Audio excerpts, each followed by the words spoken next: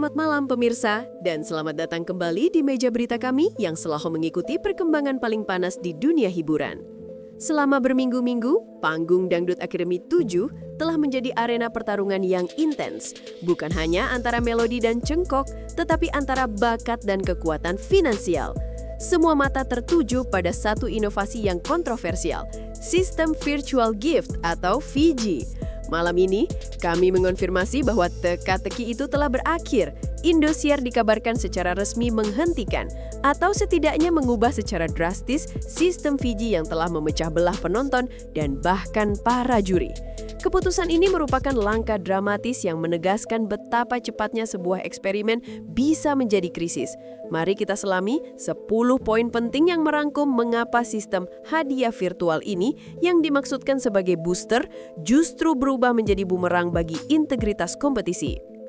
Awal mula kekuasaan VG dan janji yang gagal. Sistem ini muncul dengan janji revolusioner untuk memberdayakan penggemar, tetapi ternyata membawa dinamika voting ke level siapa paling sultan. Ketika pertama kali diumumkan, virtual gift di DA7 dianggap sebagai sentuhan modern yang menarik, sebuah cara bagi penggemar di seluruh dunia untuk berpartisipasi dan memberi dukungan nyata. Mekanismenya sederhana namun kuat. Dua peserta yang berhasil mengumpulkan VG terbanyak dijamin lolos ke babak selanjutnya. Secara teori, ini adalah perwujudan demokrasi dukungan. Namun, pemirsa dan pengamat dengan cepat menyadari adanya celah fundamental. Sistem ini tidak lagi mengukur seberapa luas basis penggemar, melainkan seberapa dalam kantong beberapa pendukung super kaya. Ini dengan cepat memutarbalikkan narasi dari lomba bakat menjadi lomba donasi. Kritik yang muncul mengibaratkan ini bukan lagi lomba lari yang mengandalkan stamina, melainkan lomba jet pribadi di mana pemenang ditentukan oleh biaya bahan bakar. Narasi yang dijanjikan sebagai pemberdayaan secara ironis justru memperkuat disparitas. Keretakan di kursi juri dan momen kekecewaan. Ketika Dewi Persikmun mulai bingung dan secara tersirat menyuarakan ketidaknyamanan, kita tahu ada sesuatu yang tidak beres di kerajaan dangdut ini. Keresahan di antara dewan juri profesional menjadi titik balik yang tak terhindarkan. Para juri yang identitas dan kredibilitasnya adalah tulang punggung Indosiar bertugas memberikan penilaian objektif berdasarkan kualitas vokal, penjiwaan, dan teknik panggung. Namun, mereka berulang kali dihadapkan pada hasil yang kontradiktif. Bagaimana seorang akademia dengan notasi yang meleset atau penampilan yang datar bisa selamat sementara talenta grade A harus terancam tersingkir. Kita melihat momen-momen awkward di mana para juri dengan bahasa tubuh dan komentar yang halus mengungkapkan kekecewaan mereka. Komentar-komentar seperti, "Saya bingung dengan hasil ini," atau "Nilai dari kami dan hasil gift sungguh berbeda," menjadi soundbite viral. Ini adalah benturan budaya antara seni dan komersialisme yang terjadi secara real-time di hadapan jutaan pemirsa. Suara kemarahan dari basis penggemar yang protes keras. Media sosial meledak, menjadi majelis hakim virtual yang menyatakan sistem VG ini tidak adil dan merusak permainan. Reaksi publik di dunia maya sungguh eksplosif.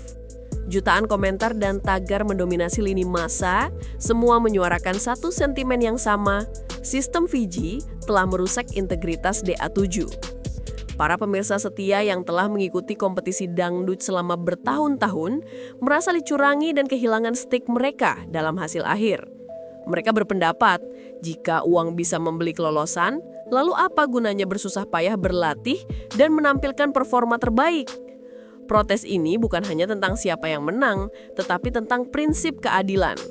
Sentimen yang berkembang adalah, jika sistem ini berlanjut, Indosiar tidak lagi menyelenggarakan kompetisi bakat, melainkan pelelangan bakat.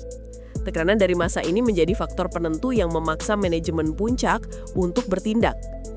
Spekulasi sultan, ordal, dan permainan uang. Rumor tentang donatur misterius yang bisa membeli jalan menuju kemenangan membuat plot DA7 lebih dramatis daripada sinetron paling laris. Isu tentang adanya manipulasi melalui pemborongan virtual gift dengan cepat menyebar. Spekulasi liar mengarah pada dugaan keterlibatan sultan atau bahkan orang dalam yang memiliki kepentingan pribadi dalam meloloskan akademia tertentu. Meskipun Indosiar selalu membantah tuduhan semacam itu dan sulit untuk memverifikasi klaim ini secara faktual, persepsi publik sudah terbentuk. Dalam benak banyak pemirsa, permainan ini telah berubah dari pertarungan panggung menjadi pertarungan kekuatan finansial yang tidak terlihat. Hal ini menimbulkan pertanyaan serius tentang transparansi. Siapa yang benar-benar mengirim gift tersebut? Dan berapa banyak uang yang dipertaruhkan demi sebuah trofi? Korban-korban bakat sejati dan drama tersingkirnya bintang. Beberapa bintang yang paling terang harus padam lebih awal, bukan karena cengkok mereka, tapi karena Fiji mereka kurang berkilau. Sebuah kisah yang menyedihkan. Dampak paling tragis dari sistem ini adalah hilangnya akademia dengan talenta luar biasa. Kami menyaksikan bagaimana peserta yang secara konsisten menerima pujian dari juri dan memiliki potensi besar untuk menjadi bintang harus tersingkir secara prematur. Mereka kalah bukan dalam pertarungan vokal, melainkan dalam pertarungan dompet. Kontras yang menyakitkan ini secara efektif membunuh semangat persaingan sehat yang seharusnya menjadi dasar acara. Ini adalah momen-momen yang paling sulit diterima oleh pemirsa, memperkuat narasi bahwa kompetisi ini telah kehilangan kompas moralnya, di mana bakat sejati disalib oleh privilege finansial yang sulit dijangkau. Ancaman serius terhadap reputasi dan integritas acara. Jika sebuah kompetisi bakat sebesar ini mulai dicap sebagai kompetisi finansial, alarm merah harus berbunyi kencang di kantor Indosiar. Krisis virtual gift bukan hanya tentang satu musim DA7, tetapi tentang warisan seluruh franchise. Dangdut Academy telah membangun reputasinya selama bertahun-tahun sebagai ajang pencarian bakat yang kredibel dan menghasilkan bintang-bintang sejati. Ketika sistem VG mengancam fondasi ini, seluruh kredibilitas stasiun terancam.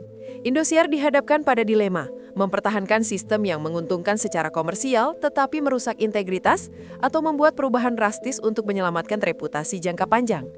Keputusan untuk menghentikan sistem ini pada dasarnya adalah upaya penyelamatan citra yang krusial dan pengakuan bahwa damage yang terjadi sudah terlalu besar. Pengumuman yang menyengat dan langkah mundur yang diperlukan. Palu telah diketuk.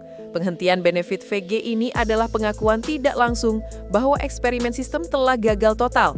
Meskipun pengumuman resmi dari Indosiar harus dibaca dengan hati-hati, esensinya jelas. Mekanisme virtual gift yang menjanjikan lolos instan dihentikan atau diubah secara radikal. Indikasi dari berbagai sumber menunjukkan bahwa sistem kembali ke skema vote yang lebih tradisional dan merata. Perubahan ini, meskipun datang terlambat bagi sebagian peserta, adalah langkah mundur yang diperlukan untuk melangkah maju. Ini adalah contoh langkah di mana sebuah stasiun TV besar secara implisit mengakui bahwa sebuah inovasi komersial telah menjadi racun. Ini adalah keputusan yang menyengat bagi pihak-pihak yang telah berinvestasi dalam VG, tetapi sangat melegakan bagi penonton yang menjunjung tinggi keadilan.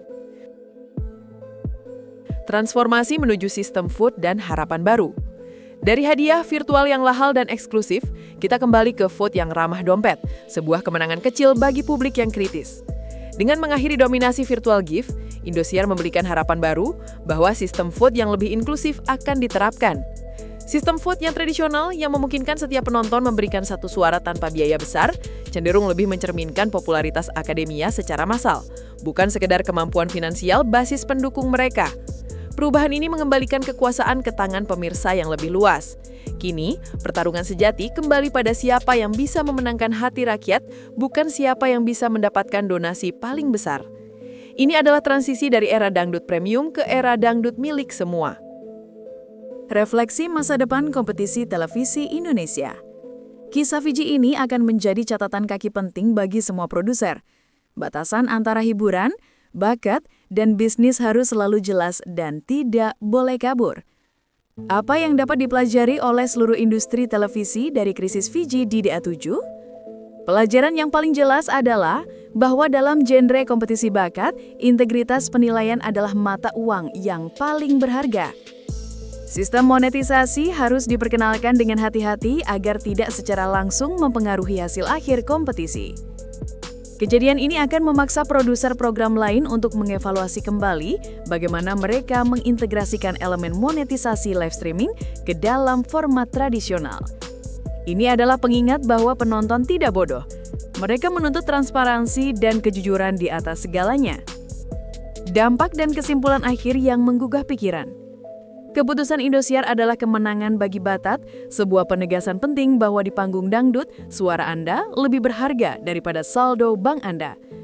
Penghentian sistem virtual gift yang kontroversial ini akan dicatat sebagai momen penting dalam sejarah Dangdut Academy 7.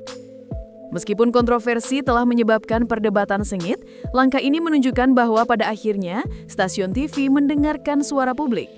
Ini adalah penegasan kembali bahwa di panggung sebesar Indosiar, talenta harus menjadi penentu, bukan transaksi finansial.